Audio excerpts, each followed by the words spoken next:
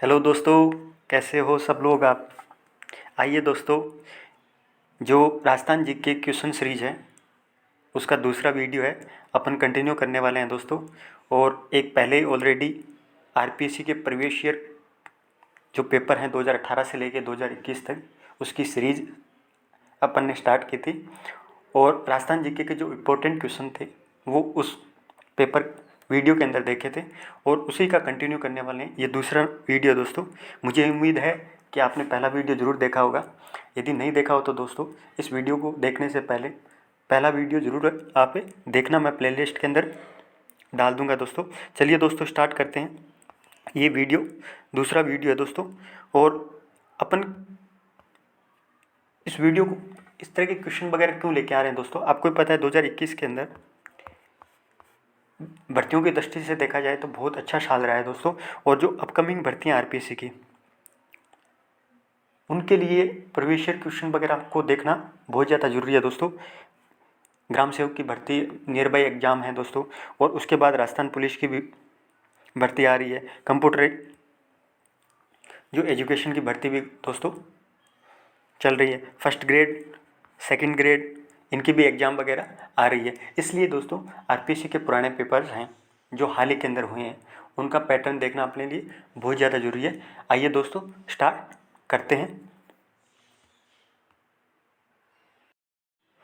आइए दोस्तों, जैसा कि मेरी वीडियो स्क्रीन पे आप देख सकते हो, ये पशु चिकित्सा अधिकारी का पेपर हुआ था और उसकी तारीख तक दे रखी है। पशु चिकित्सा अधिकारी की तारीख 2 अगस्त को 2020 के अंदर ये पेपर हुआ था। और उसके जो राजस्थान जीके के महत्वपूर्ण क्वेश्चन हैं वो अपन इस वीडियो के अंदर चलो देख लेते हैं दोस्तों। सबसे जो पहला क्वेश्चन है दोस्तों वो आपके सामने है। निम्नलिखित में से किस संप्रदाय के अनुयायी मेव से थे, मेव भी थे। तो अपन को 4 संप्रदाय दे रखे हैं, इनमें से बताना है। आपको आंसर बता देता हूँ दोस्तों। लालदासी जो संप्रदाय है उसके अनुयायी मेव थे। अगला क्वेश्चन देखो दोस्तों। अगला क्वेश्चन ये है दोस्तों, निम्नलिखित में से कौन सा कथन कामयाचा के बारे में असत्य है। मतलब 4 कथन दे रखे हैं अपने को, जो असत्य कथन है उसके बारे में बताना है। पहला जो कथन है दोस्तों, कामयाचा मांगनियार समुदाय के द्वारा बहुतायत से प्रयोग किया जाता था। पहला कथन है। दूसरा कथन ये है, लकड़ी के एकल टुकड़े से बनाया जाता था। तीसरी चीज़ है, इसके 3 मुख्य तंतु बकरे की आंत के बने होते हैं। और चौथा स्टेटमेंट ये है, कामयाचा को वायलिन का अग्रगामी माना जाता है। तो अपन को 4 स्टेटमेंट दिए हैं। ये वाद्य यंत्र है दोस्तों कामयाचा, और उसके बारे में अपने को 4 स्टेटमेंट दिए हैं। इसका एक असत्य कथन दोस्तों, चौथा जो है ना लास्ट वाला, ये असत्य कथन है दोस्तों। ये 3 कथन आप याद कर लीजिए कामयाचा के बारे में। कामयाचा मांगनियार समुदाय, मांगनियार जो समुदाय है उसके द्वारा प्रयोग किया जाता था। दूसरा स्टेटमेंट ये भी याद रखो, ये लकड़ी के टुकड़े से। तीसरा, ये इसके जो तंतु होते हैं, जो तार वगैरह थे, मुख्य 3 तार, वो बकरे की आंत से बने होते हैं। अगला क्वेश्चन देख लेते हैं दोस्तों। कुचामनी ख्याल के प्रवर्तक कौन थे। 4 प्रवर्तकों के नाम दिए हुए हैं। तीसरा जो इसका बता देता हूँ दोस्तों। सबसे जो पहला ही इसका आंसर है दोस्तों कुचामनी ख्याल है, उसमें लच्छीराम कुचामनी ख्याल के प्रवर्तक थे। अगला क्वेश्चन है, निम्नलिखित में से कौन सा नृत्य जनजातीय नृत्य नहीं है। आपने देखा होगा दोस्तों, मूल्यांकन अधिकारी के अंदर भी एक क्वेश्चन पूछ रखा था। डिप्टी कमांडेंट का जो पेपर था उसके अंदर भी पूछ रखा है। और तीसरा पशु चिकित्सा अधिकारी है उसके अंदर वापस पूछा है, निम्नलिखित में से कौन सा नृत्य तो जनजातियों के जो नृत्य हैं, जो प्रमुख जनजातियाँ हैं, उनके तो नृत्य आप याद ही कर लो। 3-3 4-4 सारों के नृत्य वगैरह हैं वो याद कर लीजिए दोस्तों। और इसका बता देता हूँ दोस्तों कि आंसर अपने को दिख रहा है, क्योंकि जो घूमर है वो अपने शेखावटी वगैरह के अंदर होती है दोस्तों। मांदल हो गया, गौरी हो गया, वालर, ये तीनों के तीनों जनजातीय नृत्य है। घूमर जनजातीय नृत्य नहीं है। अगला क्वेश्चन देख लेते हैं दोस्तों। 5वां क्वेश्चन है आपके सामने, निम्नलिखित में से किस शासक ने ब्लू पोट्री को संरक्षण दिया था। ये भी अच्छा क्वेश्चन है दोस्तों। तो जो 5वां, जयपुर की ब्लू पोट्री आपको पता है जयपुर की है। और जयपुर के आप ये देखना जरूर दोस्तों कि इनको जो ब्लू पोट्री है उसको जीआई टैग मिला हुआ नहीं है। भौगोलिक संकेतक है, ज्योग्राफिकल इंडिकेटर, वो मिला है कि नहीं मिला, आप ये देखना राजस्थान के लगभग 15 से 16 आइटम हैं, उनको जे टैग मिला है। तो आप एक बार लिस्ट वगैरह जरूर पढ़ना, और ब्लू पोट्री को मिला हुआ है नहीं मिला आप एक बार जरूर गूगल पे जाके देखना। जयपुर के जो सवाई राम सिंह थे, सवाई राम सिंह याद रखना, उन्होंने ब्लू पोट्री को संरक्षण दिया था और उसको पहचान दिलाई थी। नेक्स्ट क्वेश्चन के बारे में बात कर लेते हैं दोस्तों। मंदिर के बारे में पूछा है, अंबिका माता चरण का जो मंदिर है वो कहाँ अवस्थित है। छठा क्वेश्चन है दोस्तों। छठा क्वेश्चन ये है, इसका आंसर दोस्तों जो लास्ट वाला है, जगत उदयपुर के अंदर अंबिका माता का मंदिर स्थित है, आप याद रखना। सातवां क्वेश्चन पुष्कर मेले के बारे में पूछा है। उससे पहले जो पेपर था उसके अंदर जो थार महोत्सव है, मरु महोत्सव है, ऊँट का जो मेला है लगता है, हाथी मेला है, उसके बारे में पूछा था। अभी आप अपने को पूछ रहे हैं कि जो पुष्कर का जो पशु मेला है ये कब लगता है। ये तो अपने को सभी को पता है, जो कार्तिक माह है उसके अंदर पुष्कर का पशु मेला लगता है। और आपको ये भी पता है कि पुष्कर कहाँ पड़ता है। ठीक है दोस्तों। आठवां क्वेश्चन है, आभूषण जो सिर पर नहीं पहना जाता। चार आभूषण दे रखे हैं और कौन सा सिर पे नहीं पहना जाता। आठवां क्वेश्चन है दोस्तों, कंदोरा।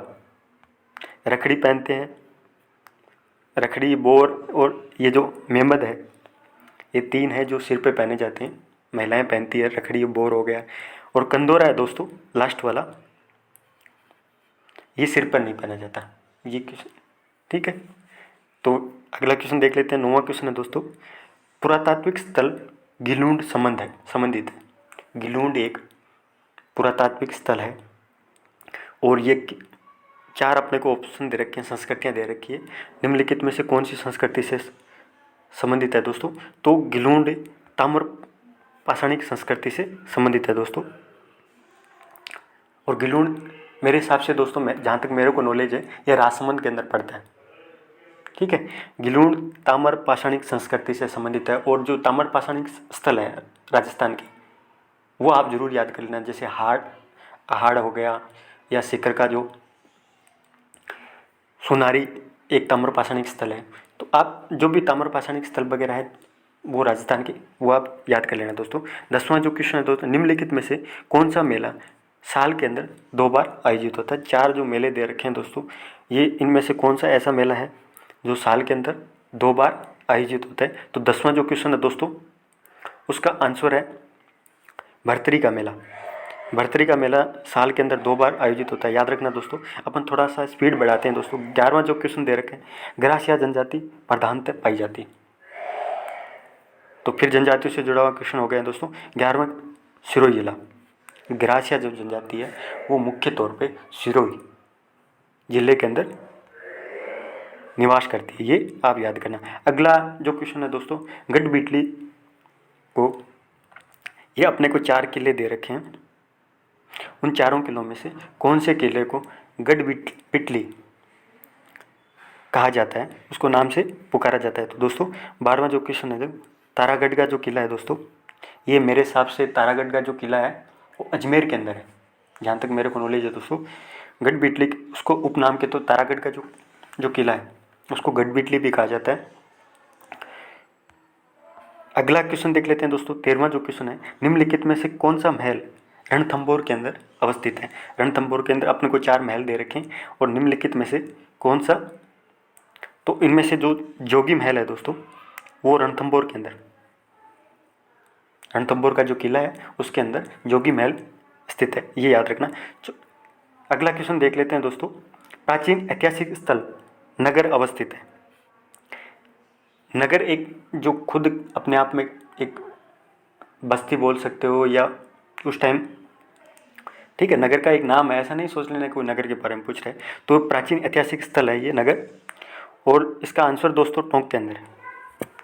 टोंक की राजधानी भी उस टाइम नगर थी दोस्तों।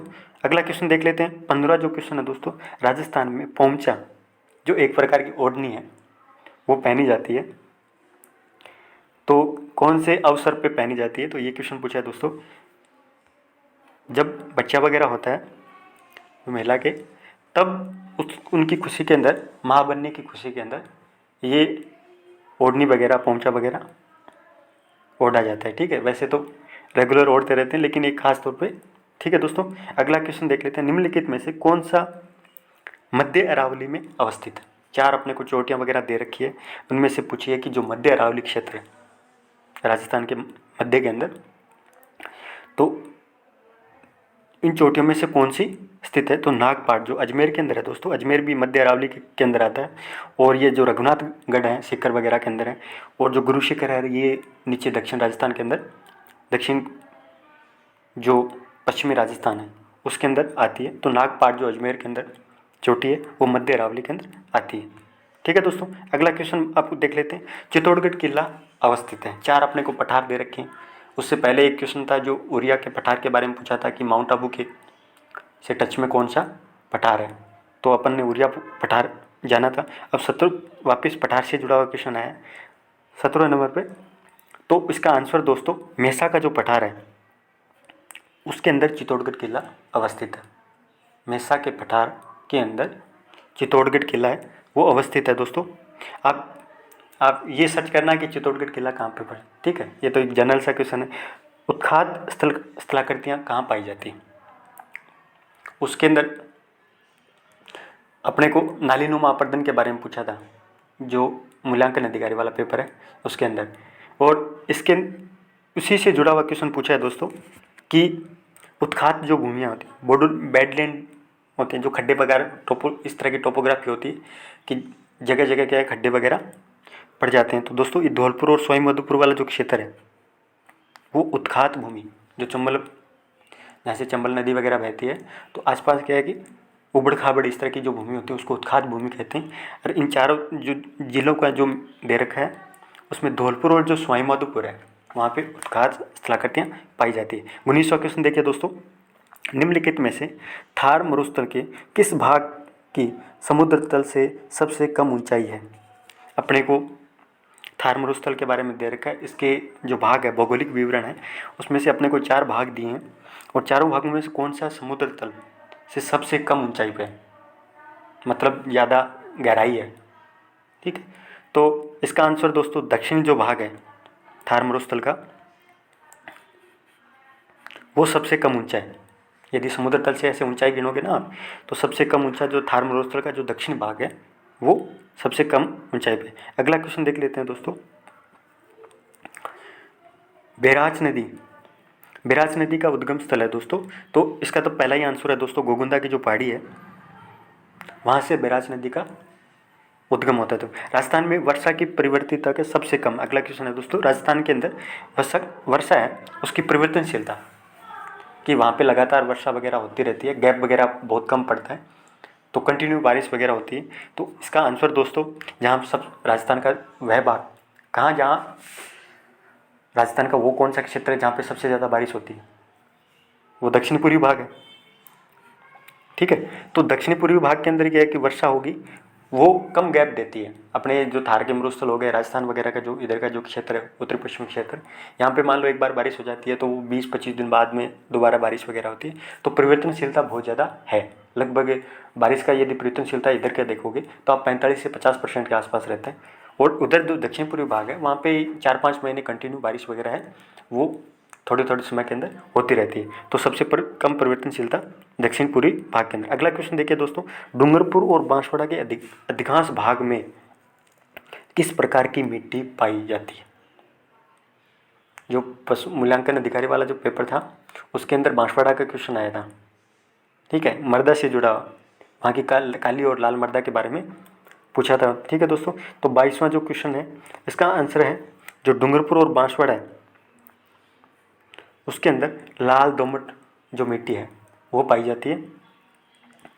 और जो उसमें ऐसा था कि लाल और काली मृदा डूंगरपुर और जो बांसवाड़ा वाला क्षेत्र है उसके अंदर। ठीक है, अगला क्वेश्चन वन स्थिति रिपोर्ट 2017 के बारे में दोस्तों। अभी 2019 के अंदर दोबारा वन स्थिति रिपोर्ट है, हर 2 साल के अंदर भारतीय वन रिपोर्ट आती है, तो ये 2017 का है, पुराना है दोस्तों। आप इसका आंसर फिर भी देख लो अंदाजन तौर पे। 23वां जो क्वेश्चन है ये पूछ रहा है भारतीय वन स्थिति रिपोर्ट 2017 के अनुसार राजस्थान के निम्न में से किस जिले के अंदर भौगोलिक क्षेत्र का सबसे न्यून वनावरण है? भौगोलिक क्षेत्र का, जैसे कोई डिस्ट्रिक्ट है उसका टोटल जो एरिया है उसके अंदर कितना प्रतिशत वनावरण है वो सबसे कम है राजस्थान के टोटल जिलों के अंदर। तो 23वां जो क्वेश्चन है दोस्तों, उसका आंसर है न्यून डूंग चूरू और जोधपुर, क्योंकि इनका भौगोलिक क्षेत्र है चूरू का और जो जोधपुर है उनका भौगोलिक आकार बहुत ज़्यादा बड़ा है और वनस्पति वगैरह बहुत कम पाई जाती है, उसकी वजह से न्यून प्रतिशत इन दो के अंदर है, चूरू और जोधपुर। और अभी भी शायद तक 2019 वाली जो वन स्थिति रिपोर्ट है उसके अंदर भी लगभग सेम सा है। ठीक है दोस्तों, 24वां क्वेश्चन देखिए, 2001 और 2011 के बीच में निम्नलिखित में से किन जिलों के अंदर दशकीय जनसंख्या वृद्धि दर थी वो सबसे कम रही थी। ये अपने को प्रत्येक जो ऑप्शन के अंदर 3 जिलों का एक युग्म दे रखे हैं, अपने को दशकीय जो वृद्धि है 2001 से लेकर 2011 के बीच में वो बतानी है दोस्तों। जो 24वां क्वेश्चन है दोस्तों, गंगानगर का ध्यान रखो कि गंगानगर की जो दशकीय वृद्धि दर है वो लगभग 10% के आसपास, 10% 11% के आसपास रही थी। तो जहाँ पे अपने को ऑप्शन से भी अपन कर सकते हैं, दो तो देखो काट ही दिए, लेकिन इसमें पाली और झुंझुनू और गंगानगर इनकी दशकीय वृद्धि दर थी वो सबसे कम थी। ठीक है दोस्तों, 25वां क्वेश्चन देख लेते हैं। अपने को कथन दिए हुए हैं कि 3 कथन दिए हुए हैं, इनमें से कौन सा सही है दोस्तों। राजस्थान में प्रति व्यक्ति दूध की उपलब्धता राष्ट्रीय औसत से अधिक है, क्या स्टेटमेंट सही है या नहीं है। ठीक है दोस्तों, दूसरा, राजस्थान में ऑपरेशन फ्लड पहला का प्रारंभ 1970 के अंदर हुआ था। पहले तो प्रति व्यक्ति दूध की जो उपलब्धता है वो राष्ट्रीय औसत से ज़्यादा है या नहीं। दूसरा स्टेटमेंट है कि ऑपरेशन फ्लड पहला जो प्रोग्राम था वो 1970 के अंदर राजस्थान में शुरू किया गया था। और तीसरा, राजस्थान में डेयरी विकास के लिए राजस्थान सहकारी डेयरी फेडरेशन शीर्ष निकाय। ये तो तीसरा स्टेटमेंट तो सही है कि राजस्थान जो सहकारी डेयरी फेडरेशन है वही दूध वगैरह और डेयरी विकास है उसकी जुड़ी हुई सबसे सर्वश्रेष्ठ या शीर्ष पर क्या की संस्था है। तो तीसरा सही है दोस्तों। तो तीसरे के हिसाब से इसके तीनों स्टेटमेंट है दोस्तों सही है। ठीक है, इसका आंसर तीसरा होगा कि तीनों के तीनों स्टेटमेंट है वो सही है। अब 26वां जो क्वेश्चन है दोस्तों देख लेते हैं। अप्रैल 1999 से मरु विकास कार्यक्रम को केंद्र और राजस्थान के द्वारा क्रम से फंड किया जा रहा है। मतलब जब से मरु विकास कार्यक्रम शुरू हुआ था उसके बाद 1999 से केंद्र सरकार और राज्य सरकार के द्वारा फंड के अंदर जो योगदान है वो बंटवारा किया था। तो उसके हिसाब से ये कौन परसेंटेज वगैरह, क्या ये 100% केंद्र सरकार के द्वारा है या 50-50 है या 25% केंद्र सरकार के द्वारा दिया जाता है या 75% राज्य सरकार के द्वारा। तो 26वां जो आंसर है दोस्तों इसका डी होगा कि मरु जो विकास कार्यक्रम है उसमें 75% केंद्र सरकार के द्वारा फंड प्रोवाइड किया जाता है, जबकि 25% है वो राज्य सरकार के द्वारा योगदान किया जाता है। अगला क्वेश्चन देखिए दोस्तों, भारत के मौसम विज्ञान विभाग की परिभाषा के अनुसार भयंकर सूखा कब होता है, जब वर्षा कितना % कम हो जाती है, जिसकी वजह से एक जो वर्षा का जो पीरियड रहता है उसके अंदर कितनी वर्षा कम हो कि वो भयंकर सूखा की श्रेणी के अंदर आए। ठीक है दोस्तों, तो जो 27वां क्वेश्चन है दोस्तों उसका आंसर है 50% से अधिक। 50% से अधिक रहता है तब भयंकर सूखा की श्रेणी के अंदर आते हैं कि जो वर्षा सामान्य काल जो पिछले साल की तुलना के अंदर जो वर्षा रहती है वो 50% कम हो जाती है, 50% से ज़्यादा, तब उसको भयंकर सूखा की श्रेणी के अंदर रखा जाता है। 28वां क्वेश्चन देखिए दोस्तों, जून 2018 में अरावली में अत्यधिक वनोन्मूलन के लिए निम्नलिखित में से किस संगठन के द्वारा केंद्र, हरियाणा और राजस्थान को नोटिस दिया गया था। ये करंट का क्वेश्चन है दोस्तों, ज़्यादा इंपॉर्टेंट नहीं है, इस क्वेश्चन को आप ड्रॉप कर सकते हो। डीडवाना, पचभद्रा, सांबर जिलों में मृदा पाई जाती है। डीडवाना हो गया, पचभद्रा हो गया, सांबर, ये तीनों की तीनों खारे पानी की झील है और इनके अंदर कौन सी मिट्टी वगैरह पाई जाती है। तो 29वां का जो आंसर है दोस्तों वो सोलन चौक। आप याद रखना दोस्तों, एक यूनिक सा क्वेश्चन है ये। ठीक है, सॉरी मैंने इसको, ठीक है, इसका आंसर दूसरा होगा दोस्तों, सोलन चौक। ठीक है, अगला क्वेश्चन देखिए, नदियों से जुड़ा हुआ क्वेश्चन है। अपने को मिलान करना है दोस्तों कि इनकी सहायक नदी वगैरह कौन सी है। तो इसमें चंबल नदी है दोस्तों, तो पहला हो गया ए के अंदर जो चंबल नदी है उसकी सहायक नदी कौन सी है दोस्तों। इसमें पार्वती नदी है दोस्तों, वो चंबल की सहायक नदी है। दूसरी जो लूनी नदी है दोस्तों, जमाई, सोगड़ी, ये इस तरह के जो नाम वगैरह है वो लूनी नदी की सहायक नदी है। तो बी के अंदर चौथा होगा दोस्तों, जवाई नदी है वो लूनी नदी की सहायक नदी है। तीसरी जो माही नदी है दोस्तों उसकी जाखम है, और बनास नदी है वो भेड़च नदी, बनास की सहायक नदी है। तो ये 4 नदियाँ थी। उसके हिसाब से दोस्तों लास्ट वाला जो ऑप्शन है ये होने वाला है। तो आप सहायक नदियाँ वगैरह देख लेना दोस्तों, जो इंपॉर्टेंट राजस्थान की महत्वपूर्ण नदियाँ वगैरह है, राजस्थान का जो अपवाद अंतर है उसके बारे में आप अच्छी तरीके से पढ़ना। हर एक बार प्रत्येक कंपटीशन में 2 से 3 क्वेश्चन रहते हैं। झालावाड़ अवस्थित है, चित्तौड़गढ़ किला के बारे में पूछा था, कौन से पठार पर अवस्थित है, तो मैसा के पठार के अंदर। और जो वापिस पठार से जुड़ा हुआ क्वेश्चन पूछा है कि झालावाड़ अवस्थित है दोस्तों, तो झालावाड़ है हाड़ौती का जो पठार है नीचे, उस पर झालावाड़ बसा हुआ है। ठीक है दोस्तों, अगला क्वेश्चन देख लेते हैं 32वां क्वेश्चन। निम्नलिखित में से कौन सी चोटी श्रृंखला दक्षिण अरावली के अंदर अवस्थित है। पहले मध्य अरावली के अंदर इसी पेपर के अंदर पूछा है, अभी वापिस ये बोल रहा है कि दक्षिण अरावली के अंदर स्थित है। नागपाड़ है वो मध्य अरावली के अंदर स्थित है, जबकि जो लास्ट वाली अचलगढ़ चोटी है दोस्तों वो दक्षिण अरावली के अंदर अवस्थित है। आप अचलगढ़ चोटी है वो कहाँ पड़ती है ये आप एक बार ज़रूर कमेंट करके बताना दोस्तों। अगला क्वेश्चन देख लेते हैं। निम्नलिखित में से 4-5 अपने को जिले दे रखे हैं प्रत्येक ऑप्शन के अंदर, जहाँ पे सूखे की संभावना सबसे ज़्यादा अधिक है। तो आप इस क्वेश्चन को दोस्तों अपन गेस कर सकते हैं आराम से कि जो 33वां क्वेश्चन है, चूरू देख रहे हो आप, चूरू के अंदर सबसे ज़्यादा बारिश वगैरह है बहुत कम होती है। जोधपुर हो गया, बाड़मेर हो गया, बीकानेर, ये जो क्षेत्र है जहाँ पे बारिश वगैरह सबसे कम होती है, जहाँ इसकी वजह से सूखे की संभावना सबसे ज़्यादा अधिक होती है। अगला क्वेश्चन देखिए दोस्तों, बहुत सारे ऐसे क्वेश्चंस रहते हैं जो ऑप्शन से और ऐसे व्यवहार के अंदर आप ढाल के देखते हो ऐसे, ठीक है, मानचित्र के माध्यम से, तो वो क्वेश्चन हो जाते हैं। खासतौर से ज्योग्राफी क्वेश्चन। राजस्थान में 75 से 110 सेंटीमीटर औसत वर्षा वाले क्षेत्र निम्नलिखित में से किस प्रकार की वनस्पति पाई जाती है। तो राजस्थान का ऐसा कौन सा क्षेत्र है जहाँ पे 75 से 110 सेंटीमीटर औसत वर्षा होती है, तो दक्षिण पूर्वी राजस्थान है, वही क्षेत्र है राजस्थान का जहाँ जहाँ पर इतनी औसत वर्षा होती है। तो उनमें वनस्पति पूछा है कि किस प्रकार की वनस्पति पाई जाती है दोस्तों। तो इसका आंसर दोस्तों सागवान प्रकार के, सागवान जो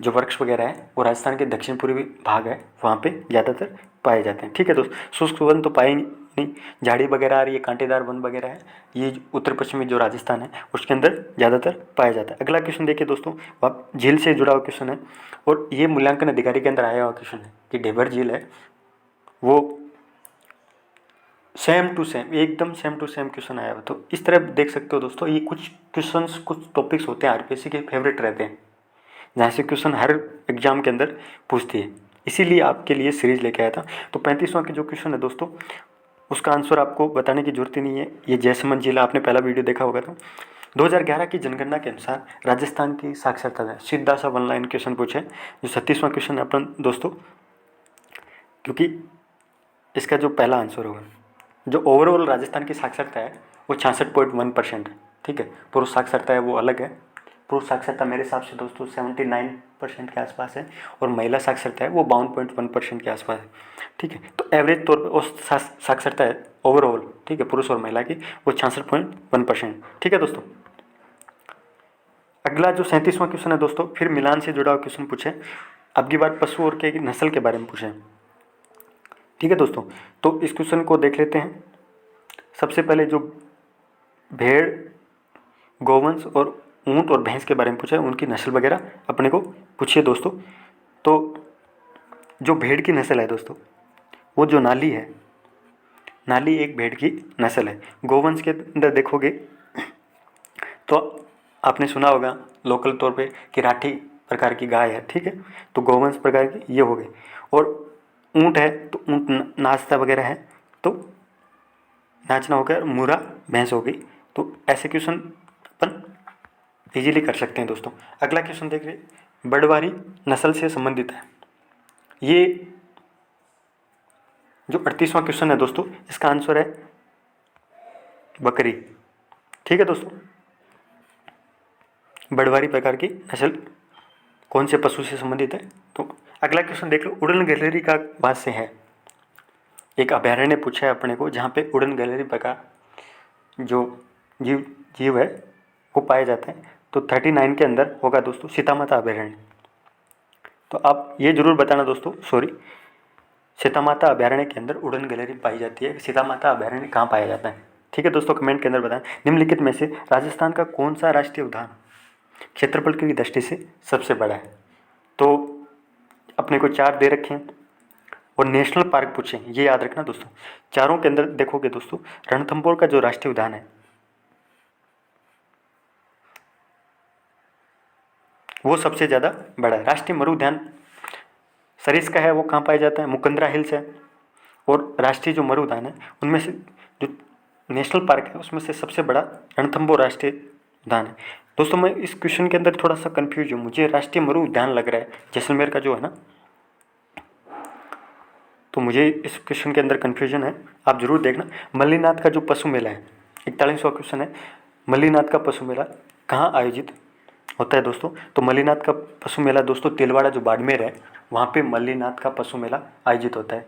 ठीक है, वहीं पे मरु महोत्सव भी, मरु का जो मेला है वो भी आयोजित होता है। ठीक है दोस्तों, 42वां जो क्वेश्चन अपन देख लेते हैं। फिर मिलान से पशु मेला के बारे में दे रखा है, इससे मल्लीनाथ पशु मेला के बारे में देख लिया। अब अगला क्वेश्चन देखिए दोस्तों, 42वां क्वेश्चन है, श्री बलदेव पशु मेला, चंद्रभागा पशु मेला, रामदेव जी का पशु मेला और वीर तेजाजी पशु मेला। तो सबसे पहले अपने को इजी का कौन सा लग रहा है?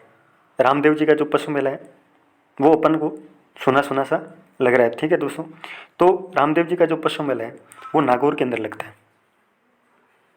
तो एक पकड़ लिया अपन। दूसरा वीर तेजाजी का पशु मेला है, वो भी अपन ज़्यादातर सुनते रहते हैं, तो ये भी क्या है कि नागौर के अंदर जो पर्वतसर है वहाँ पे लगते हैं। तो रामदेव जी का पशु मेला नागौर के अंदर और वीर तेजाजी का जो पशु मेला है वो पर्वतसर के अंदर लगता है। 2 ऑप्शन इस हिसाब से आप देख सकते हो, इसको एलिमिनेट भी कर सकते हो आप कि सी के अंदर नागौर हो रहा है और डी के अंदर पर्वतसर है, तो उसके हिसाब से अपन 2 को एलिमिनेट कर दिए, जो तीसरा और चौथा है अब पहले और दूसरे के अंदर होने वाला है। तो इन्होंने एक ऑप्शन अच्छे तरीके से सेट किए हैं क्योंकि उनको पता है कि 2 मेले तो सबको पता है। श्री बलदेव जो पशु मेला है वो दोस्तों मेड़ता सिटी के अंदर ही है, पहले के अंदर पहला होगा। और चंद्रभागा जो पशु मेला है दोस्तों ये झालरा पाटन वहाँ पे है। तो ये 4 पशु मेले हो गए, उससे पहले मल्लीनाथ का पशु मेला अपन ने देख लिया था। ठीक है दोस्तों, अगले वापिस नस्ल से जुड़ा हुआ क्वेश्चन पूछा है क्योंकि ये पशु चिकित्सा अधिकारी का पेपर है, तो दोस्तों इसलिए नस्ल से जुड़े हुए क्वेश्चन ज़्यादा पूछे। थारपारकर नस्ल गौमस की उत्पत्ति स्थल माना जाता है, तो इसका आंसर देख सकते हो दोस्तों। 43वां का जो आंसर है वो मालानी होगा, क्योंकि जो थारपारकर जो नस्ल है दोस्तों ये पाकिस्तान के बॉर्डर के आसपास है। ठीक है, थारपारकर जिला भी है वहाँ का, तो मालानी ऐसे ऑप्शन से कर सकते हो, मालानी वगैरह है वहाँ ये गाय की नस्ल उत्पत्ति स्थल माना जाता है। अगला फिर वापस अजमेरा के बारे में पूछा है कि कौन सा गौवंश नस्ल अजमेरा के नाम से जाना जाता है? तो 44वां का जो आंसर है दोस्तों गिर जो गाय की नस्ल है दोस्तों उसको अजमेरा की नस्ल के नाम से भी जाना जाता है। अगला कृष्णमर्ग शुभकर है, 4 जिले दे रखे हैं, उसमें जो कृष्णमर्ग है और कृष्ण ब्लैक बग है दोस्तों अपने को पता है कि कहाँ, ठीक है, चूरू जिले के अंदर जो ताल छापर वगैरह है उसमें ब्लैक बग वगैरह ज़्यादा पाए जाते हैं, तो वहाँ का ये मस्कट भी है। ठीक है दोस्तों, अगला क्वेश्चन देखिए दोस्तों, 46वां क्वेश्चन, तोरावटी बोली प्रचलित है। इसमें अपने को 4 ऑप्शन दे रखे हैं, कुचामन, नीम का थाना, बहरोड और झुंझुनू। जो 46वां जो क्वेश्चन है दोस्तों, तोरावटी जो क्षेत्र है वो शेखावटी के अंदर, जो नीम का थाना के आसपास क्षेत्र है दोस्तों उसको तोरावटी क्षेत्र कहते हैं, और नीम का थाना के अंदर तोरावटी बोली प्रचलित है। ठीक है दोस्तों, अगला क्वेश्चन देखिए, अपने को लेखक और ग्रंथ के बारे में दिया हुआ। 47वां जो क्वेश्चन है दोस्तों उसका श्रीधर है, नरपति नालय और नल सिंह और बादर, ये 4 लेखक हैं, इनके ग्रंथ वगैरह दे रखे हैं दोस्तों। तो इसका ऑप्शन वगैरह मैं बता देता हूँ क्योंकि मैंने पहले, ठीक है, इसका ऑप्शन तीसरा होगा दोस्तों। तो श्रीधर हैं, उन्होंने रणमल छंद ग्रंथ लिखा था। नरपति जो नालय है उसके द्वारा बिसलदेव रासो लिखा गया था, और नल सिंह है उसके द्वारा विजयपाल रासो लिखा गया था। और जो लास्ट वाले जो बादर हैं उनके द्वारा वीर मायण लिखा गया था, वीर मायण ग्रंथ वगैरह लिखा गया था। तो ये क्वेश्चन था दोस्तों। अगला क्वेश्चन बता देता हूँ आपको, लोकगीत ओडियो गाया जाता है, ठीक है। तो 48वां जो क्वेश्चन है दोस्तों, ये प्रिय की याद के अंदर, ओडियो का अर्थ होता है याद करना, ठीक है। तो अपना कोई भी प्रिय वगैरह रहता है उसको याद करने के लिए ओडियो गीत वगैरह प्रचलित है। तिलवाड़ा का फिर मल्लिनाथ का, देखो वापस क्वेश्चन रिपीट कर दिया।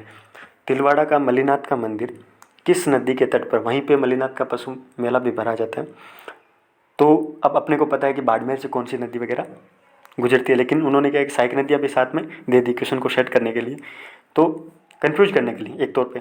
तो 49वां जो क्वेश्चन है दोस्तों, तिलवाड़ा का जो मल्लिनाथ का मंदिर है वो लूनी नदी के तट पर है मेन नदी, लेकिन इसकी सहायक नदियाँ भी क्या है साथ में देके क्वेश्चन को कंफ्यूज किया है। तो लूनी नदी के किनारे ही मल्लिनाथ मंदिर अवस्थित है, ठीक है दोस्तों। अगला क्वेश्चन देख लेते हैं, उस युगम को चुनिए जिसके दोनों संत रामानंद के शिष्य थे। दो संत अपने को रामानंद के बारे में दे रखे हैं, और रामानंद के शिष्य कौन से थे, ठीक है दोस्तों। तो इसका आंसर है जो धन्ना और पीपा। रामानंद को उत्तर भारत के अंदर भक्ति आंदोलन, दक्षिण भारत से उत्तर भारत के अंदर भक्ति आंदोलन को लाने का श्रेय दिया जाता है। और रामानंद जी थे जिन्होंने क्या है कि जात पात धर्म से उठकर भक्ति आंदोलन की शुरुआत की थी, और अपने शिष्य विभिन्न जातियों से बनाए थे। धन्ना और पीपा वगैरह हैं, ये विभिन्न कास्ट के थे दोस्तों। तो ये सारा कुछ डिस्कशन था दोस्तों इसमें, क्योंकि टाइम हो गया, अपन 50 क्वेश्चन ही राजस्थान जीके सॉरी डिस्कस कर पाए थे। लेकिन इम्पोर्टेंट क्वेश्चन आपने देखा होगा कि कैसे आरपीएससी, हाँ हालांकि ये पशु अधिकारी का पेपर था, इसकी वजह से नस्ल वगैरह इनसे जुड़े हुए क्वेश्चन ज़्यादा थे, फिर भी आरपीएससी के कुछ फेवरेट टॉपिक्स रहते हैं, जैसे जनगणना 2011, उसको आप अच्छे तरीके से उसके सारे डायमेंशन रट लो। पशु मेले वगैरह हो गए, राजस्थान का जो अफवाह तंत्र है, राजस्थान की जो क्लाइमेटिक कंडीशंस है, मृदा से जुड़े हुए क्वेश्चंस, ग्रंथ हो गए, आभूषण हो गए, ये कई क्वेश्चंस ऐसे रहते हैं जो हर एग्जाम के अंदर अपने को रिपीट करते हैं। तो ये राजस्थान के 50 क्वेश्चन अपन ने डिस्कस किए थे। इसी तरीके से दोस्तों अगली बार अपन, हालांकि जो पहला वीडियो था दोस्तों उसमें जो उपदेष्टा अधिकारी का जो पेपर था उसमें 11 क्वेश्चन अपन डिस्कस कर पाए थे, उसके 20 से 25 क्वेश्चन और बाकी पड़े, वो आपको अगले वीडियो के अंदर मैं जोड़ के लेके आऊँगा, क्योंकि टाइम हो चुका, ठीक है। आप भी बोर हो जाओगे, 30 मिनट हो गए जी, 30 मिनट के आसपास हो गई। तो ये सारा कुछ अपने पशु अधिकारी का जो पेपर था उसमें राजस्थान जीके के क्वेश्चन देखें। आपसे एक गुजारिश है दोस्तों कि आप पहला वीडियो ज़रूर देखना इसका, और मैंने इम्प्रूवमेंट करने की कोशिश की क्योंकि मेरा एक स्टार्टिंग फेज है इसलिए, और आप अपने दोस्तों को ज़रूर शेयर करना, ठीक है दोस्तों। धन्यवाद।